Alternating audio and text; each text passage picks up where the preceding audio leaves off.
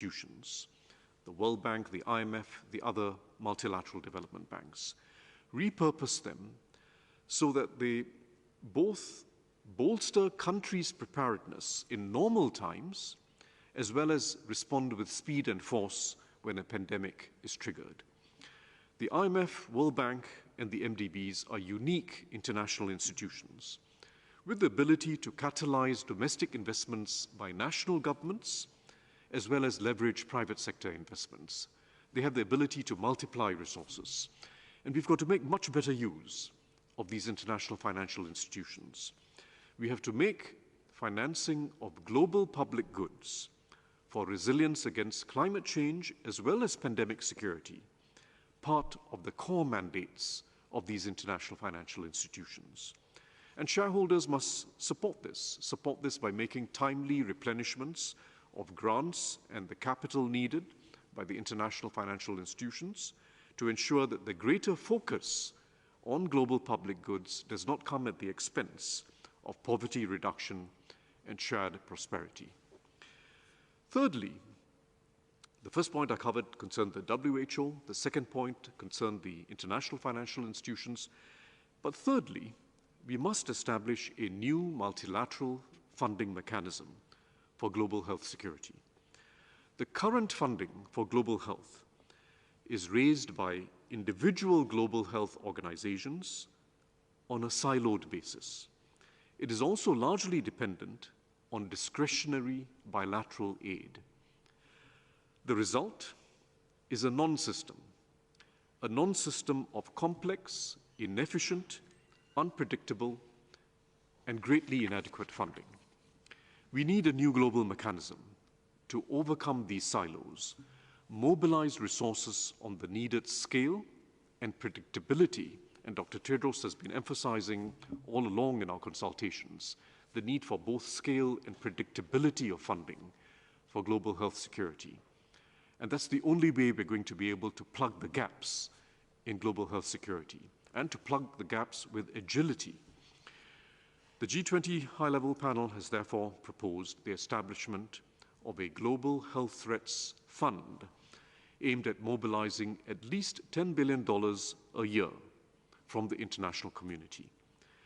That sounds like a large sum, but $10 billion spread across a large number of countries on a fair and equitable basis means national contributions that are less than 1/1000th of the annual budgets of almost all countries. Less than 1/1000th, in other words, about 0.1%.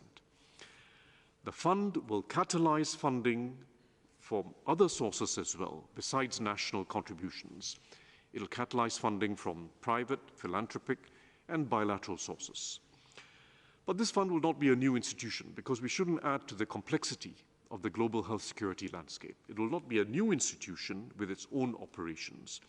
It will instead fund existing institutions and networks and prioritize and reprioritize based on the needs of the times.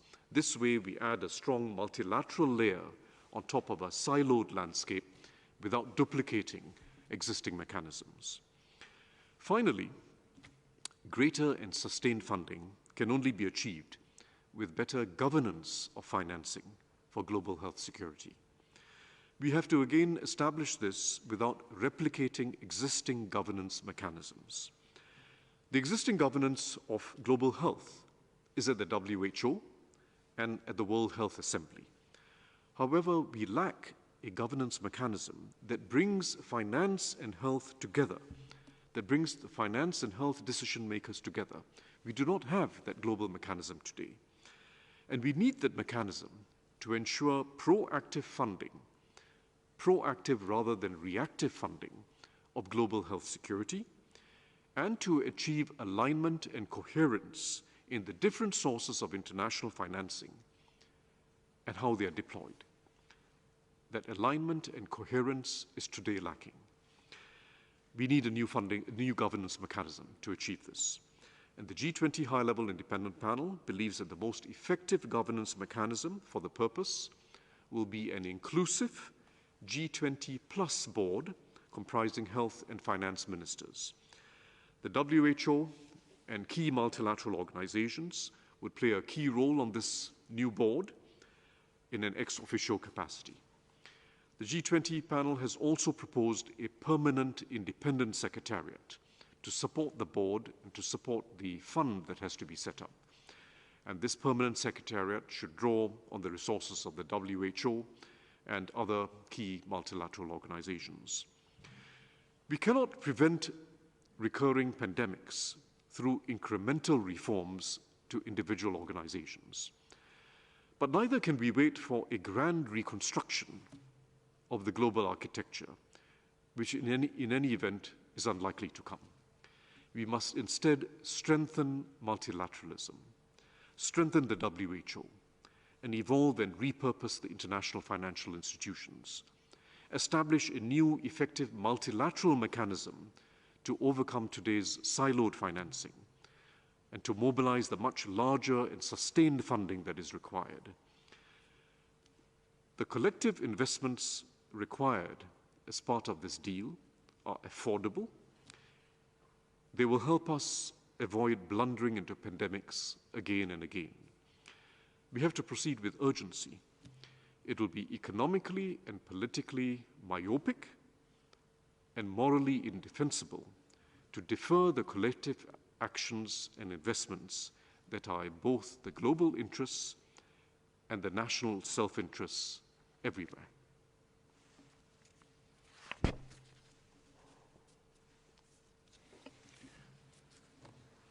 Thank you. Thank you so much, Your Excellency. Thank you to you, and also thank you so much to all of the members of the panel for their work. This report has much in common with the other reports and recommendations that have been published in recent months. They all recognize the need for better global governance of pandemic preparedness and response.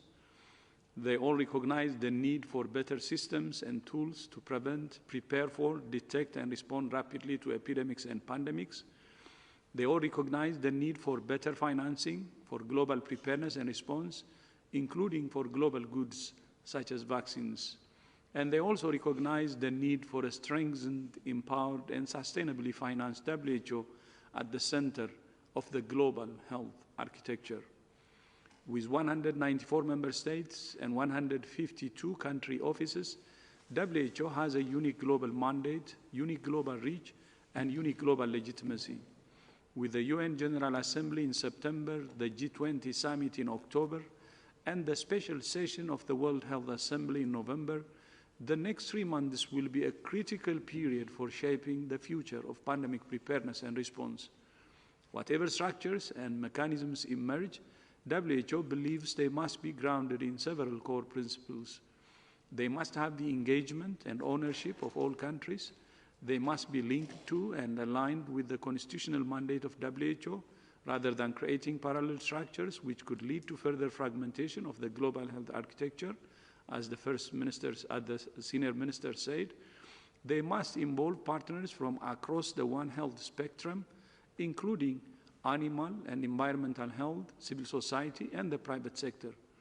They must ensure coherence with the international health regulations and other international instruments, and they must be accountable.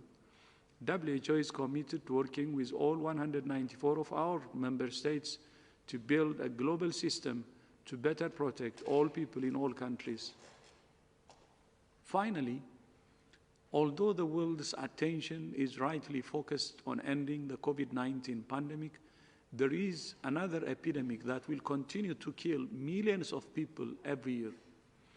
Cardiovascular diseases are the leading cause of death globally, and hypertension is one of its main risk factors. More than 1.2 billion people live with hypertension. I'm one of them, but I am one of the lucky ones, with good access to medicines, understanding my condition, and making sure it's controlled. That's why I said I'm the lucky one. The same is not true for most others with hypertension. A new study led by Imperial College London and WHO published today estimates that almost half of all people with hypertension don't know they have it, and only 1 in 5 have it under control. We have the tools to prevent, diagnose, and manage hypertension.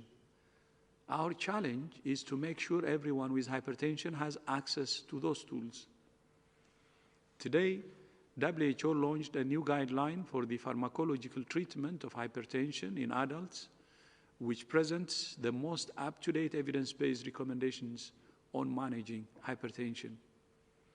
This new guideline provides recommendations on the level of blood pressure at which it is appropriate to start medication, what types of medicine or combination of medicines to use, what level of blood pressure to target, and how often follow-up checks are needed. Pharmacological treatment should always be combined with healthier diets and regular physical activity. More strictly, controlling tobacco products and identifying and treating comorbidities such as diabetes and pre-existing heart disease.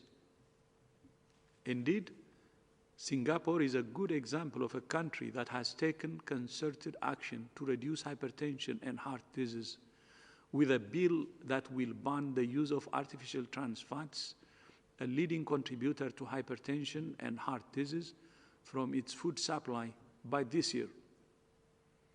WHO's new guideline is another example of our commitment to our mission to promote health, keep the world safe, and serve the vulnerable. Margaret, back to you.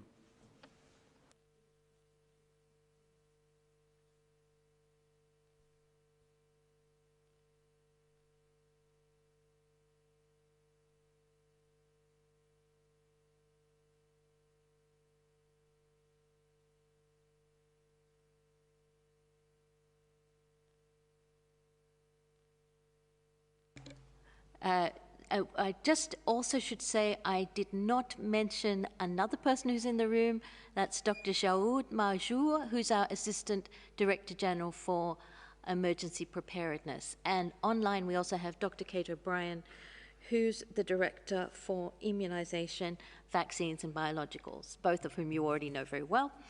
So now I will start the questioning with Agnes Pedrero from AFP. Agnes, could you unmute yourself and please go ahead.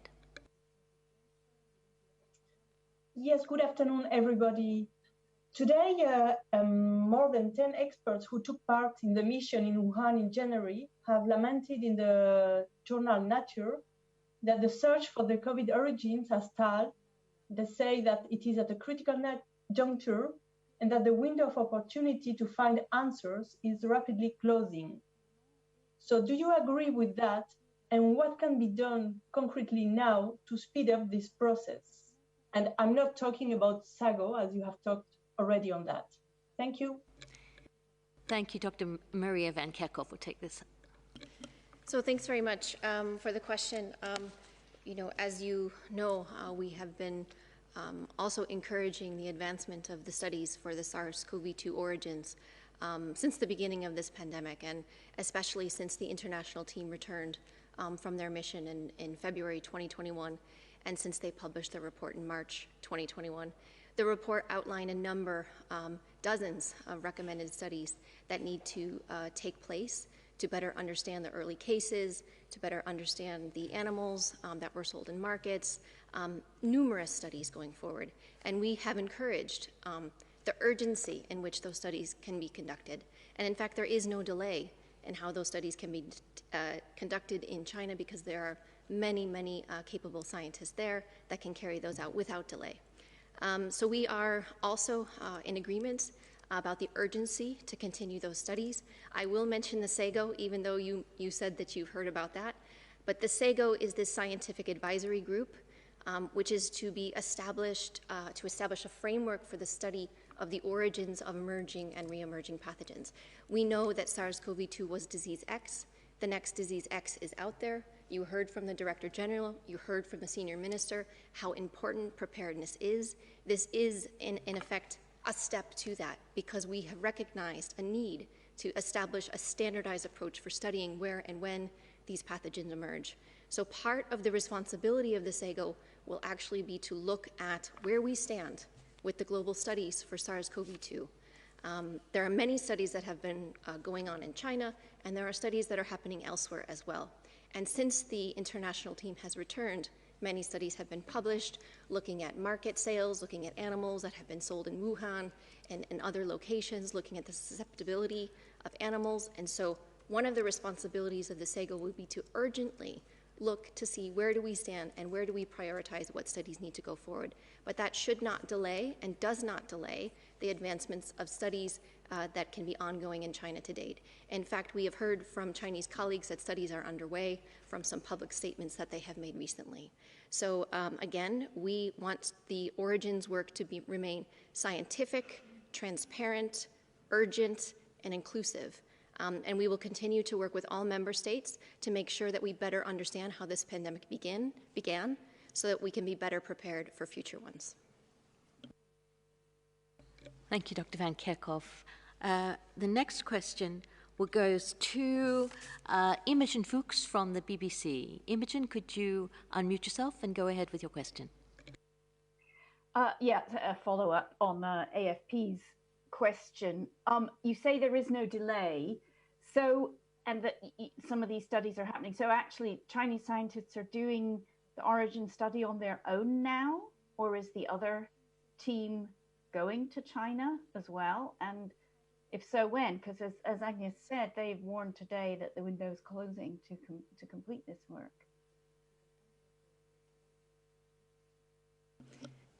I can come in, and maybe Mike, who's online, if his connection is solid, would want to come in on this as well. So Imogen, yes, I mean, as I've said, we've heard statements from our Chinese colleagues that there are studies that are underway in China. We would have to ask them specifically what those studies are, and we look forward to the results of those. As has been outlined in the international report, these include studies of looking at serology, looking at sera that is stored from 2019, looking at tracing back of animals that are there. I don't have the specifics on these exact studies. We very much look forward to what those studies are. But there should be no delay in actually carrying those out, as I said. The international team, we had a meeting with them today, in fact. We've had several meetings with them. Some of them are continuing to discuss with their colleagues in China. There are many bilateral research relationships that are happening with scientists around the world, and these studies are starting to be published.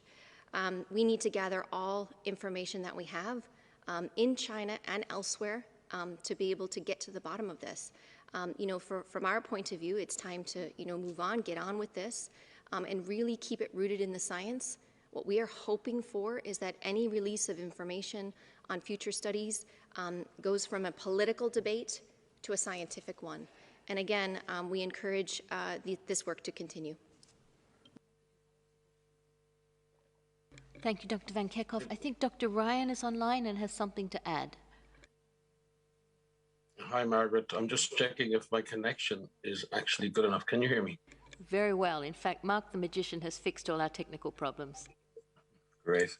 No, well, first of all, yes, Maria is correct. We have spoken with the international team again. And when you actually look at the report of the international mission, they laid out studies that should be carried out by all parties, including China and outside. And there's been nothing to prevent those studies actually proceeding.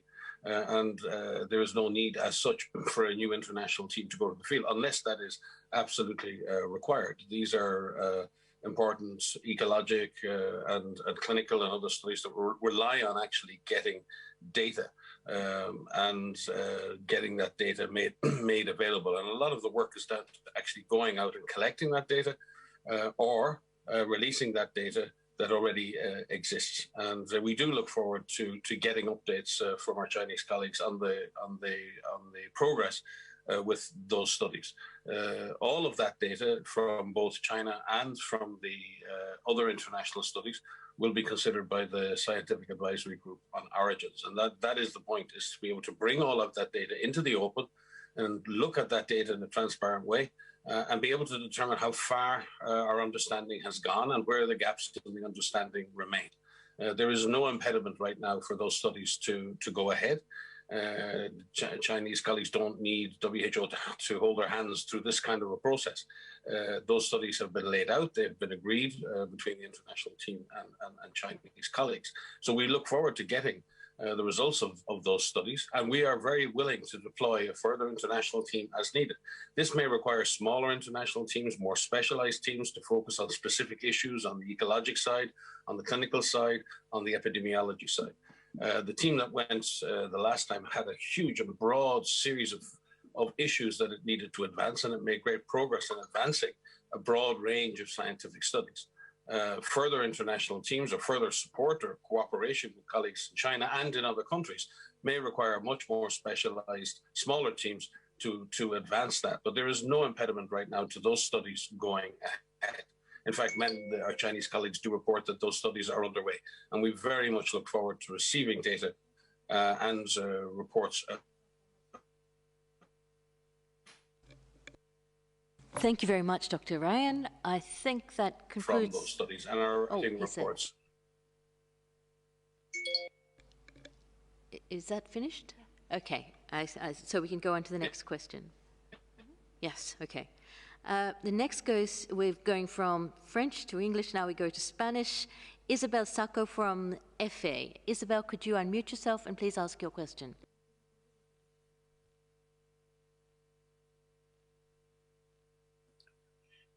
Hello, thank you very much. The permanent mission, to the Chinese mission to the UN in Geneva, has informed that its ambassador has written to the Director General, Dr. Tedros, to say that a Wuhan lab leak hypothesis is very unlikely, and has called for an investigation in 2 labs in the US, a military labs and a lab from the university, the North Carolina University. So I would like to hear your reaction to this call. Thank you. Margaret, can I come in? Yes, Dr. Ryan will answer that question. Please go ahead, Dr. Ryan. Yes, from the perspective of laboratory hypothesis, that a laboratory leak may have occurred, the team that went to the field used a Likert scale, which is a scale of relative likelihood between different scenarios. It doesn't say as such that something could not have happened or that is off the agenda. What the team tried to determine on the basis of likelihood, which scenarios were more likely than other scenarios based on the data they had at that time. And the team were very, very clear. They said based on the information they were given, based on the information provided, these were the likelihoods according to that scale. It's a qualitative mechanism. It's not a quantitative scale. And that was what they were trying to do, is to prioritize work going forward and say where the most important work was to be carried out. And clearly, the international team had identified the ecologic side and the likelihood of the disease passing between an animal and a human to be more likely than a lab leak, which was less likely in that case, according to that scaled approach. It is slightly contradictory if colleagues in China are saying that the lab leak hypothesis is unfounded in the context of China, but we now need to go and do laboratory investigations in other countries for leaks there. So that in itself is a contradiction in terms. I am sure when we sit down to look at the issues of laboratory work, and there is work that needs to be done in general around the world on how we do laboratory research and how that's mandated, and how the biosecurity and biosafety aspects of all of this work is very, very important going forward into the future. As technologies advance, as we do more and more work in labs, it's extremely important that we have a framework to govern how this work is done around the world. But the current situation is that all of the hypotheses regarding the origins of the virus are still on the table. Some are more likely than others based on the current analysis, but all of those hypotheses require further elucidation and further inquiry. And we will go and look where all of those leads take WHO. But from the perspective of our Chinese counterparts, it is a contradiction if you're saying that the lab hypothesis is a non-starter from a Chinese perspective, but we need to now go and look at labs in other countries. I find that difficult to understand, but very willing to engage with our Chinese colleagues to understand what exactly they mean by that statement.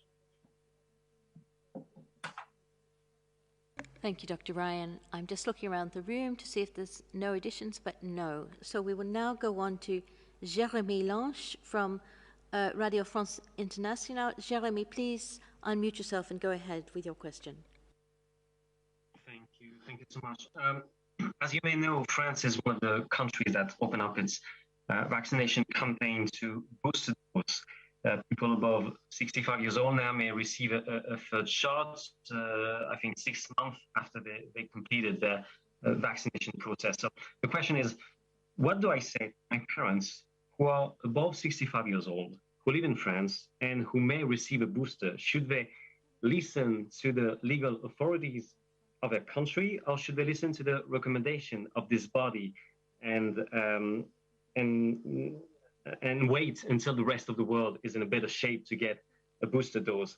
And in the end, did any country responded positively to your recommendations and agreed to postpone its booster vaccination program? Thank you.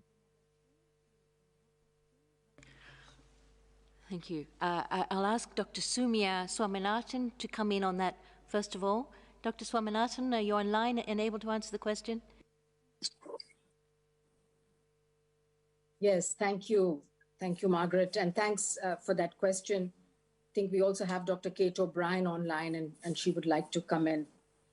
I think what I would like to emphasize is that the WHO's position on boosters is based primarily on the scientific data that we are seeing.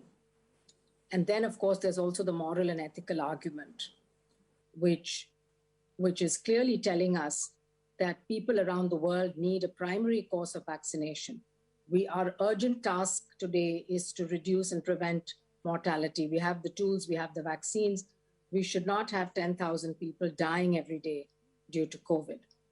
But on the science side, which we are tracking very closely, and we recently had an expert group meeting with scientists from around the world. This included researchers, it included regulatory experts from different regulatory agencies. There was consensus that there is no, that the data around the need for boosters is not conclusive. It is true that we need to follow very carefully the vaccine efficacy and effectiveness over a period of time, because it is possible that some groups, the elderly, might need boosters at some point of time. It's possible that with different vaccines behave differently from each other in terms of the breadth and duration of protection. And it's also possible that with the new variants that you might need a booster strategy at some point. But putting together all of the evidence from all of the countries around the world, we are not at that point to recommend boosters. So I think that's the first point. The second point, of course, is that we have limited supplies of vaccines globally. We do not have unlimited supplies at this point of time. And therefore, those supplies need to go to the people who are desperately waiting for the vaccines, the frontline workers, the doctors and nurses who are still fighting this pandemic and who are losing their lives because they don't have access to the vaccine, and the elderly and the vulnerable. So we need to prioritize that. And as the Director General has said, we've called for a time-limited moratorium on the boosters so that we can get every country vaccinating at least 10% of their population by the end of September. So we have only a month, and 40% of populations by the end of the year. That will reduce mortality significantly. And then, of course, we can scale up vaccination. And by then, there will be data on boosters. We also don't know about the safety of boosters, because when we talk about vaccines, it's not just the efficacy. What happens when you give a third dose of an mRNA vaccine or any other kind of vaccine? These need to be studied as well. So before we launch into full-scale booster programs for the whole population, there are a number of questions that need to be answered. And maybe Kate wants to add to that. Thanks. Thanks, Soumya. Just a couple of things I'd like to add to this. The first is that it is the responsibility of national governments to establish policies within their country and it's the responsibility of WHO to provide the best advice, the best WHO-based policies on the evidence for what our recommendations are regarding policies.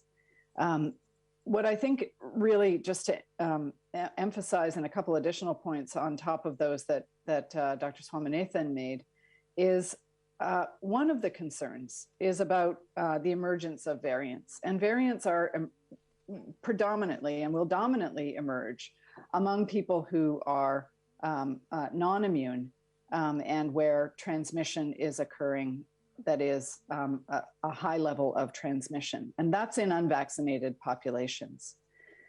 We also have real clarity at this point that the vaccines are holding up very well against the severe end of the disease spectrum. And that was the intention of the vaccines, is to protect against severe disease, hospitalization, and death. And we see that the vaccines are holding up very well over time against those outcomes. And so it's a broad context of, in the context of constrained supply, what do you best do with that supply to end this pandemic? And the real point is that unless there is clear scientific evidence that would compel the need for additional doses, perhaps in some risk strata, perhaps for some products. So it's not an across the board yes or no. The data will tell us product by product and risk strata by risk strata. And then the final point is that because these decisions are such important decisions, not only for the here and now, and Soumya has described very aptly the equity issue here, which is not only an equity issue, it's an ending the pandemic issue about where the doses go for their maximum effect. The other issue is that this does potentially set the stage for the future of how we manage COVID disease and the SARS-CoV-2 virus.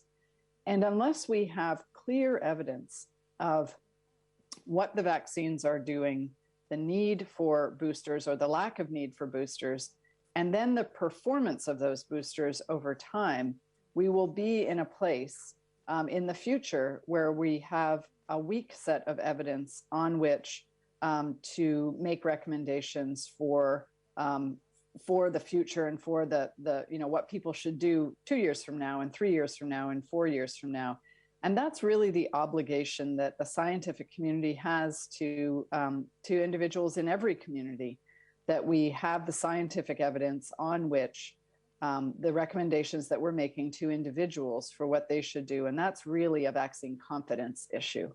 And so I think those are sort of the additional elements of why this is such a critical issue, and that we need to act only when we have clarity and the scientific evidence provides a clear picture of what needs to be done. Thank you very much, Dr. O'Brien and Dr. Swaminathan. The next question, I think, is for our special guest, Minister of Singapore. It's from Jihan Wang from 21st Century Business Herald. Jihan, could you please unmute yourself and go ahead? Thank you so much.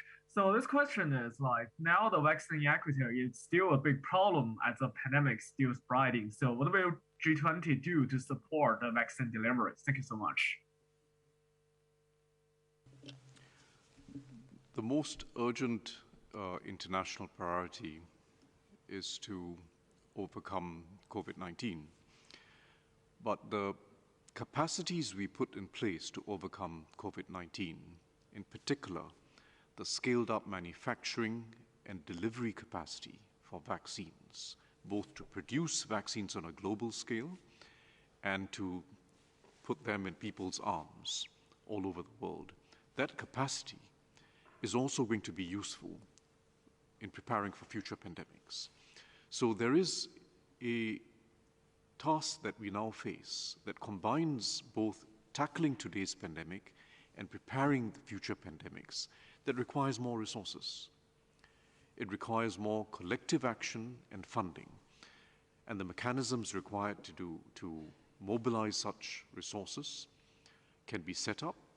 They are not complex, and they're basically affordable by the international community because we are going to be able to save much larger costs if we fail to do this right.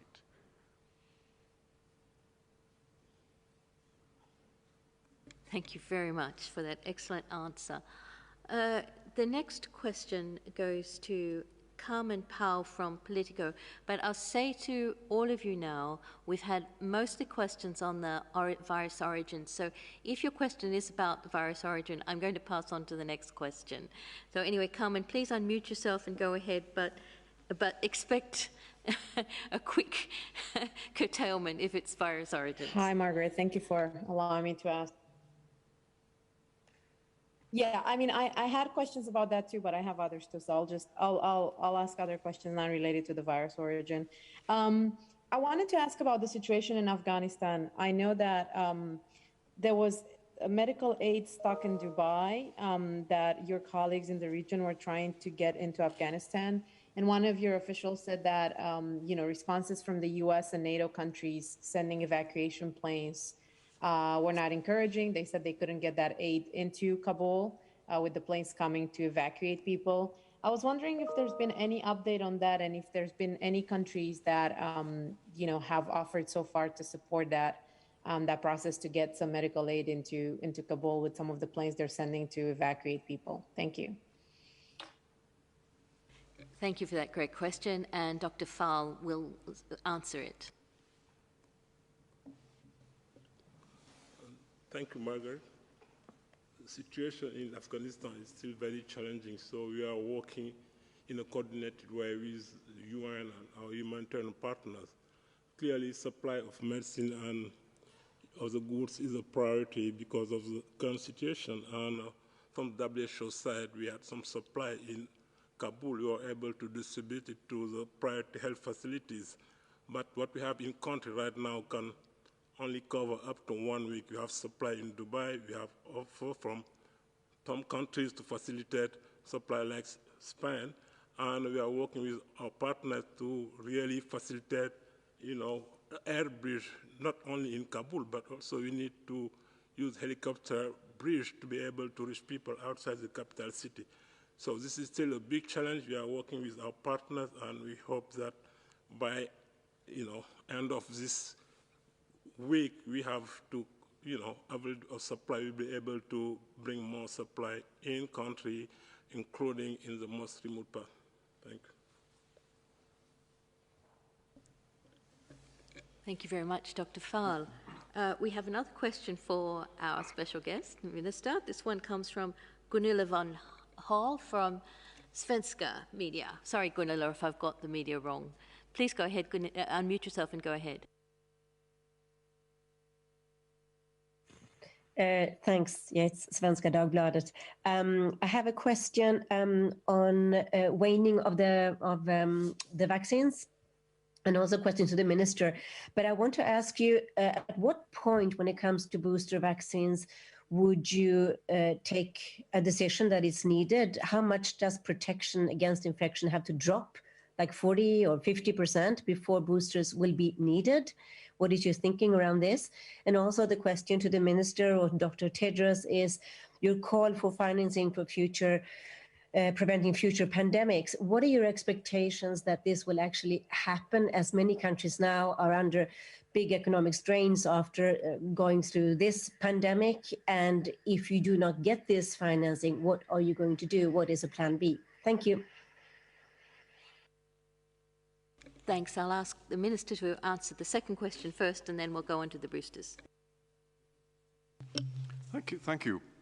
I think in the course of the last month and a half since we released our recommendations, there has been intensive discussion amongst G20 members as well as many others, and further consultations with the global health community. There is a emerging consensus that we do need to work with some urgency to strengthen the financing for the current pandemic as well as to prevent future pandemics. And the case is not just a moral one. I mean, the case is very strong on moral grounds. It's also a case of financial responsibility.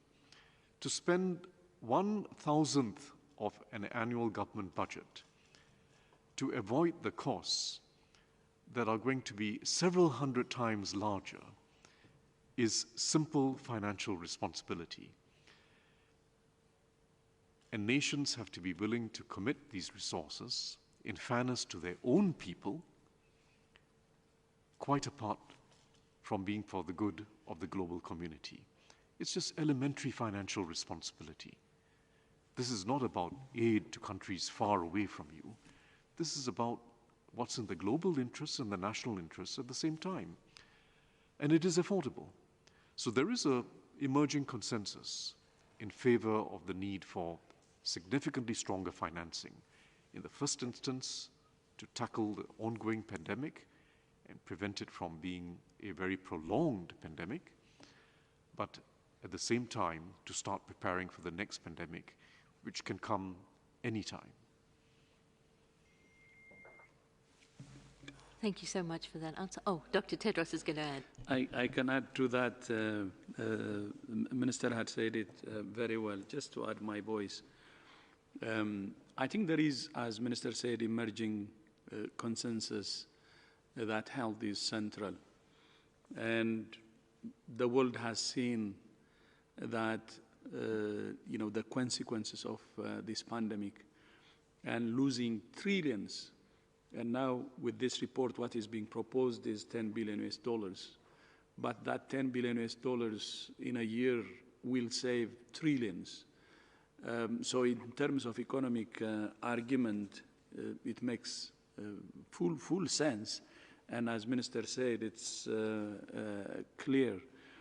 And not only its economic consequences, but the social and political upheaval also we're seeing globally. So I think the world has realized that. And Plan B, I don't think we need to have a Plan B. I don't think we'll have any Plan B.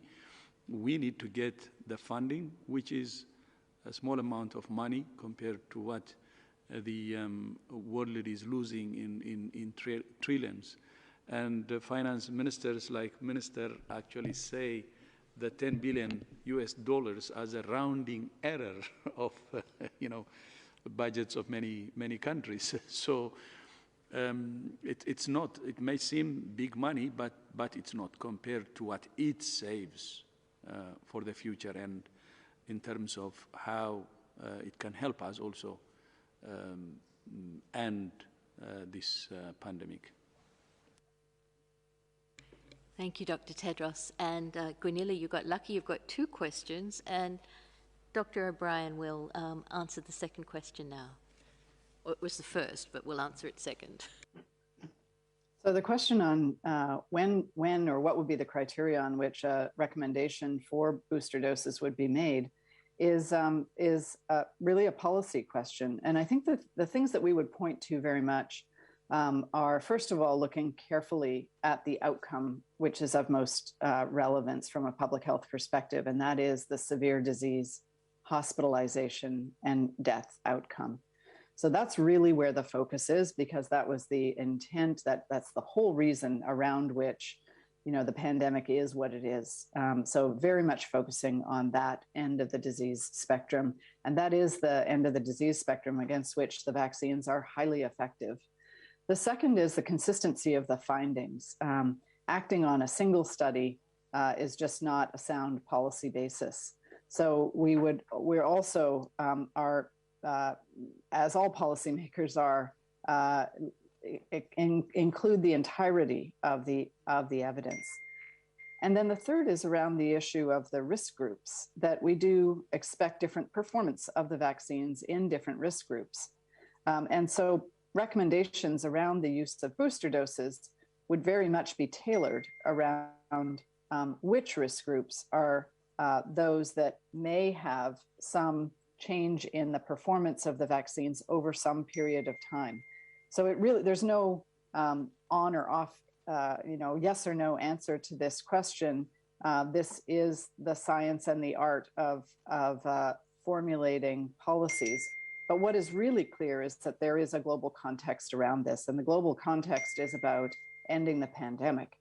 And ending the pandemic means that the priority must be around getting vaccinated those who are at most risk of disease.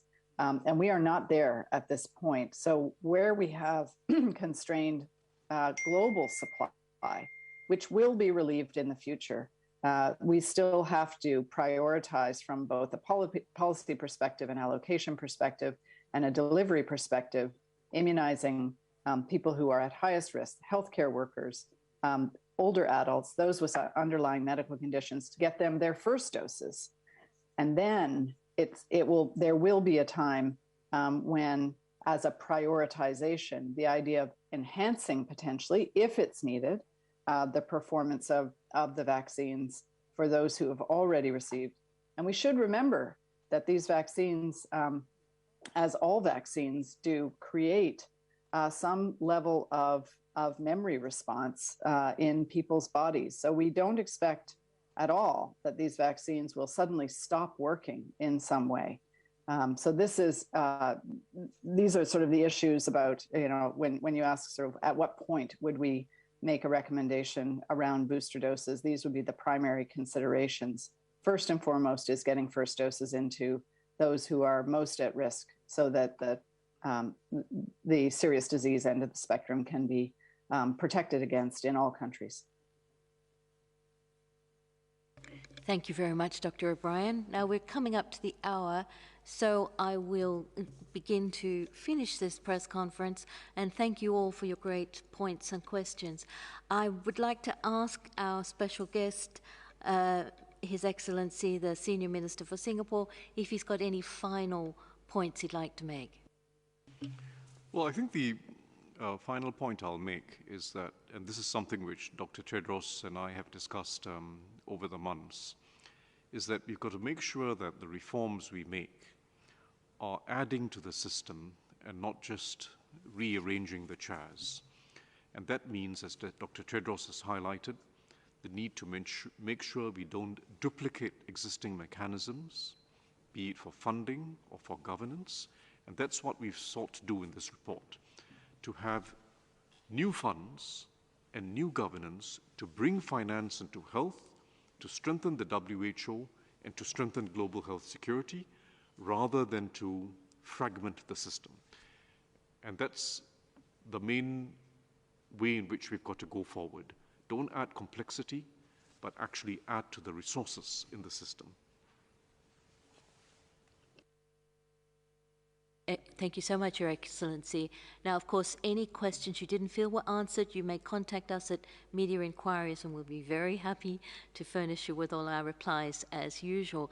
The recordings of this, the video recordings, the audio, the transcript will be available online soon. And to finish, of course, I will ask Dr. Tedros to close.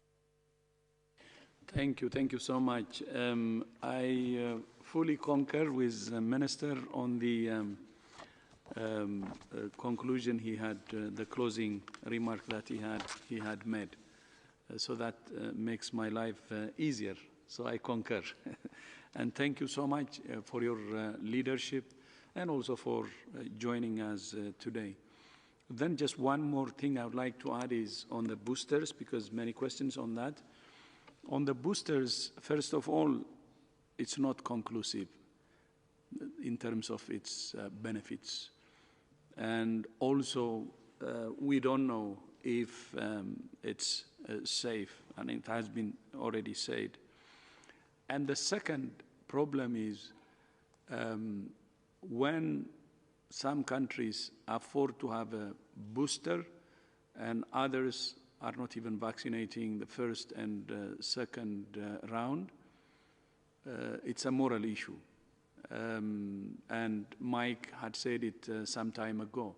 It's like saying, okay, you have a life jacket and you're adding another one, while others don't have a single life jacket.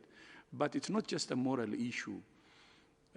with a big part of the population unvaccinated, especially in low and low middle income countries, we're giving opportunity to the virus to circulate.